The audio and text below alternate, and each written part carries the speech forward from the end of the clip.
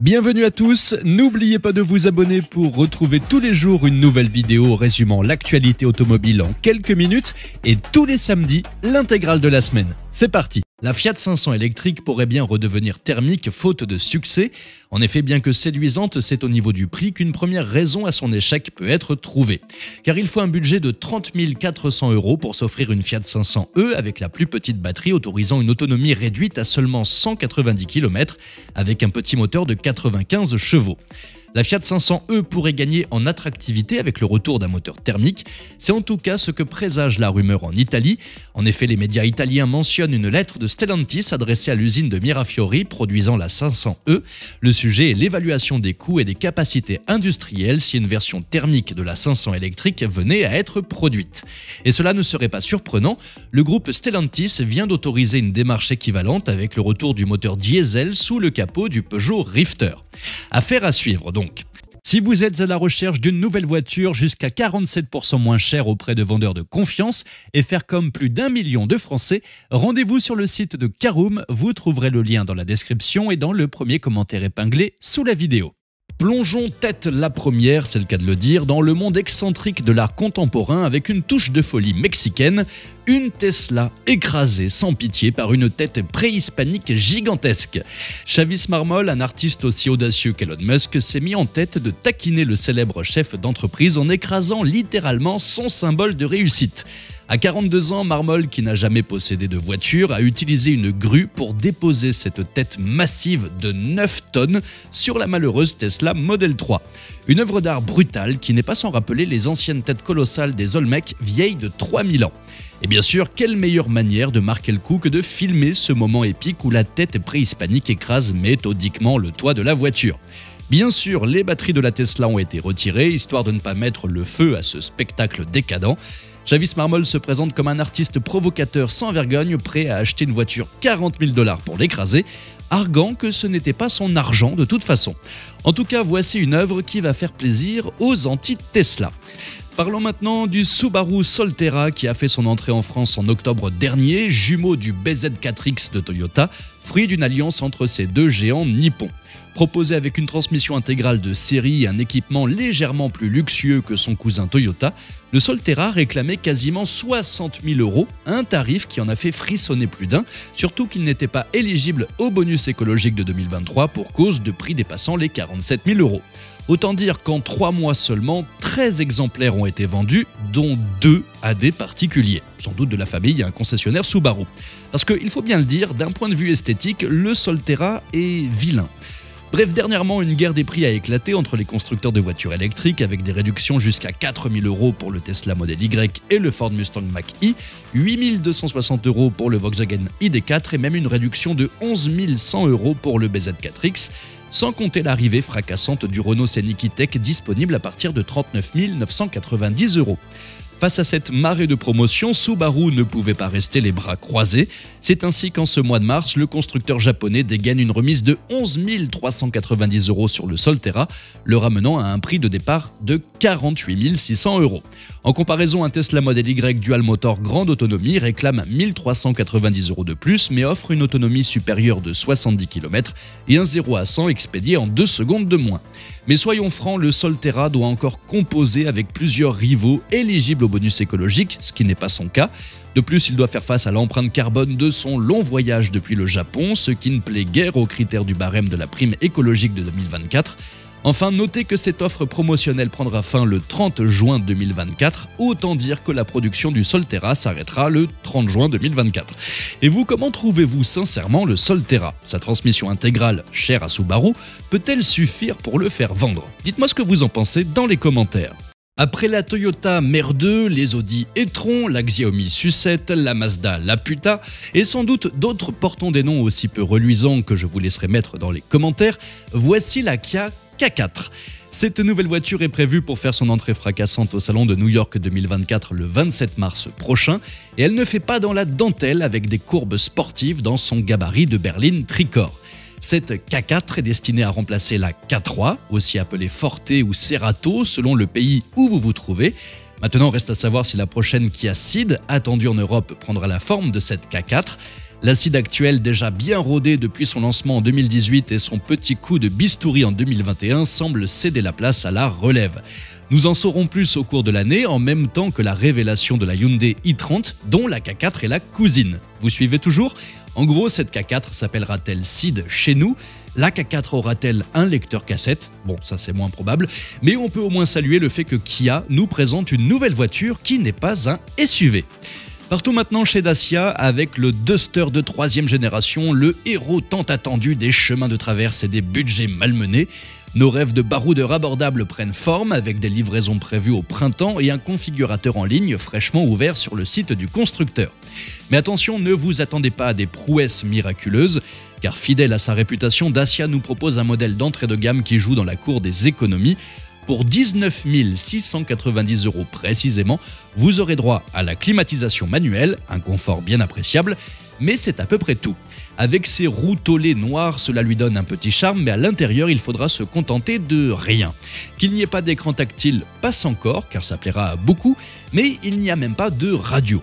Vous aurez seulement un support pour votre téléphone. On peut apprécier le côté très pragmatique, mais pour 20 000 €, n'est-ce pas un tout petit peu abusé ?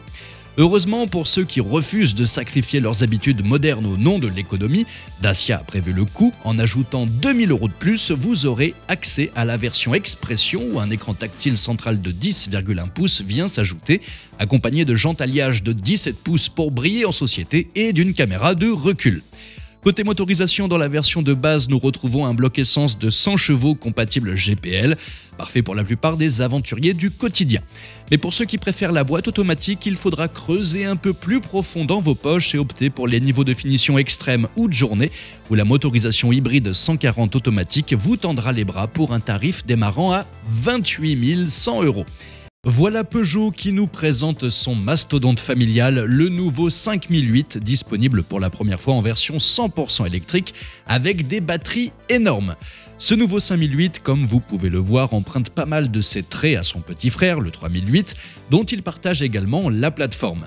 Par rapport au 3008, le nouveau 5008 s'allonge de 15 cm pour atteindre 4,79 m, ce qui reste relativement compact par rapport à la concurrence.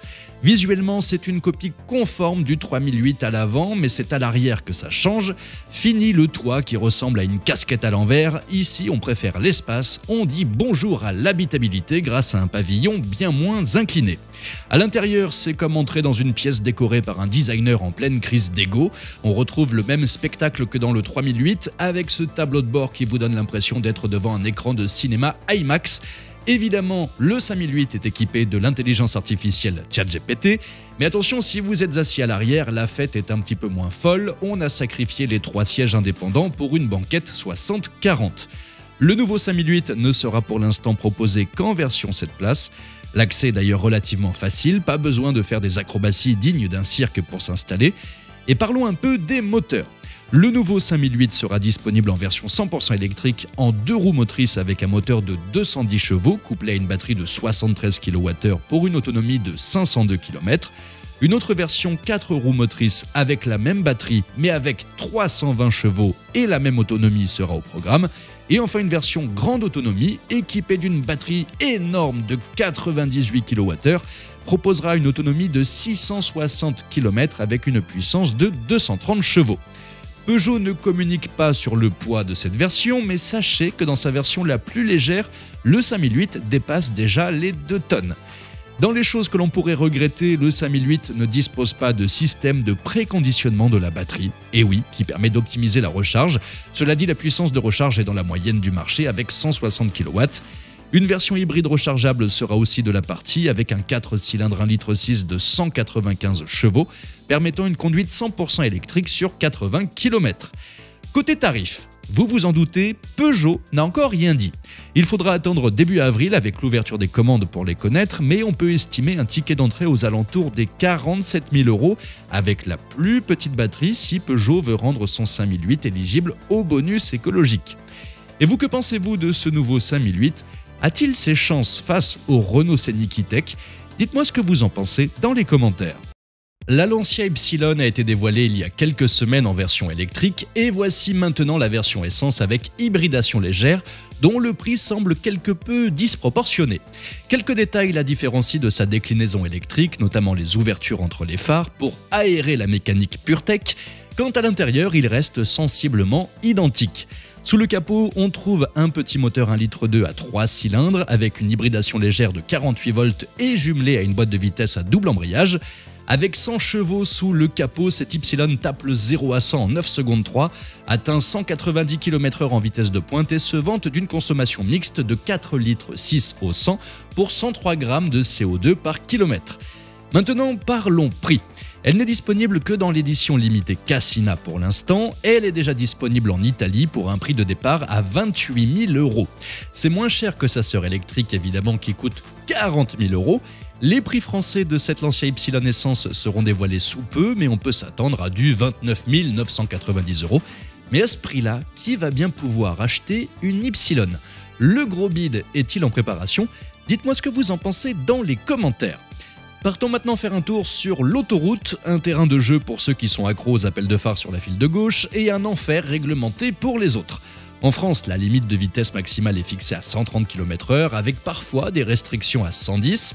Certains politiciens rêvent de voir cette limite baisser encore tandis que d'autres la verraient bien grimper. Mais voilà, c'est là qu'entre en jeu un pays voisin, l'Italie.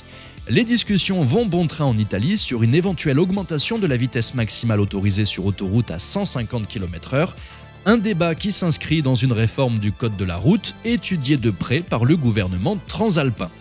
Actuellement en Italie, on roule à 130 km/h, enfin selon le code de la route, mais depuis un moment déjà, l'idée de faire grimper l'aiguille du compteur à 150 km/h fait son chemin.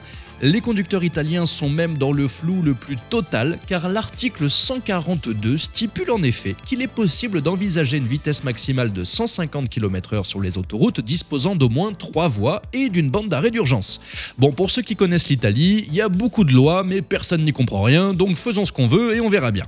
Mais dès qu'un pays frontalier prend une mesure audacieuse, la France, fidèle à elle-même, se demande si elle doit emboîter le pas. Difficile pourtant d'imaginer que nos autoroutes deviennent limitées à 150 km/h, surtout pour des raisons environnementales et de radars qui deviendraient subitement beaucoup moins rentables. Quoi qu'il en soit, la question de la vitesse, que ce soit sur autoroute ou ailleurs, continue de faire débat. Alors dites-moi dans les commentaires si les autoroutes limitées à 150 en France seraient une bonne idée. Et pour ceux qui sont déjà allés en Italie, vous savez tout comme moi qu'une limite à 150 ne servirait à rien, étant donné que là-bas, tout le monde roule déjà à 180, même en panda. Voici la Shangan Lumine, une petite citadine qui à première vue ressemble à une grenouille, mais détrompez-vous car cette petite merveille chinoise a quelques tours dans son sac qui pourraient bien faire des vagues car elle coûte 4 835 €. Bon, ne sautez pas au plafond, elle est disponible seulement en Chine, mais une arrivée sur d'autres marchés n'est pas exclue. Sous son capot, elle cache un moteur électrique synchrone de 41 chevaux alimenté par une batterie LFP de 13 kWh offrant 155 km d'autonomie. Et elle atteint la vitesse maxi de 101 km/h précisément. Cela dit, vu le gabarit, on est content qu'elle n'aille pas plus vite, mais ça reste 2 fois plus rapide qu'une Citroën Ami. D'autant que l'intérieur est loin d'être dépouillé avec ses 2 écrans, dont un de 10 pouces, ses couleurs vives et son vrai tableau de bord, contrairement à la Citroën Ami. Elle est d'ailleurs plus grande que cette dernière, la Lumine mesurant 3,27 m de long, 1,70 m de large et 1,54 m de hauteur. Côté recharge, là aussi, c'est pas mal du tout avec son chargeur embarqué. 35 minutes suffisent pour passer de 30 à 80% de batterie. En comparaison, il faut 4 heures pour charger une Citroën Ami. Bon, arrêtons de taper sur la Citroën Ami, mais si la Lumine venait dans nos contrées, elle serait forcément plus chère qu'en Chine, sans doute aux alentours des 10 000 €, mais la Citroën Ami est au même prix. Alors le choix entre les deux serait plutôt vite fait, non ? Parlons maintenant de Luca de Meo, le grand patron de Renault, qui, dans une lettre ouverte adressée aux électeurs européens, plaide pour que les K-Cars, ces petites créatures nippones, puissent envahir nos routes. Dans le même temps, la Renault 5 arrive pour prendre la place de la Zoé, et la question qui brûle les lèvres est « que va-t-il advenir de la Zoé ?» Eh bien, selon Arnaud Belloni, le maestro du marketing chez Renault, la Zoé pourrait bien faire son retour. À cette occasion, pourquoi ne pas ressusciter cette icône sous la forme d'une K-Car, comme suggéré par Luca de Meo lui-même? Après tout, les Japonais nous ont déjà montré comment faire de la magie avec un espace restreint. Et Renault pourrait bien tirer son épingle du jeu en rebadgeant la Nissan Sakura, une K-Car déjà disponible au Japon. car malgré la dissolution de l'alliance avec Nissan, de nombreuses coopérations techniques se poursuivent entre Renault et Nissan. Voilà pourquoi Automoto s'est imaginé une Zoé de nouvelle génération qui offrirait comme la Sakura une batterie de 20 kWh offrant près de 180 km d'autonomie et un moteur de 64 chevaux capable de vous propulser de 0 à 100 en 9 secondes chrono. Tout ça pour un prix qui chatouille à peine les 15 000 €. Le rapport qualité-prix serait ainsi bien meilleur que celui d'une Citroën Ami. Bon, la pauvre, il faut vraiment que j'arrête de taper sur elle. En tout cas, êtes-vous pour l'arrivée des Kei-Car en France? Ces voitures permettraient des prix abordables, suffisamment d'espace à l'intérieur, peu d'encombrement à l'extérieur, une empreinte carbone plus faible car plus légère, et par conséquent pas besoin d'avoir une batterie de 150 kWh. De plus, les coûts d'entretien et d'assurance seraient également bien inférieurs. Merci à tous d'avoir suivi cette nouvelle vidéo. N'hésitez pas à vous abonner, à activer la cloche des notifications pour être sûr de ne rien louper, liker, partager et vous pouvez également venir nous rejoindre sur notre compte TikTok. Ciao!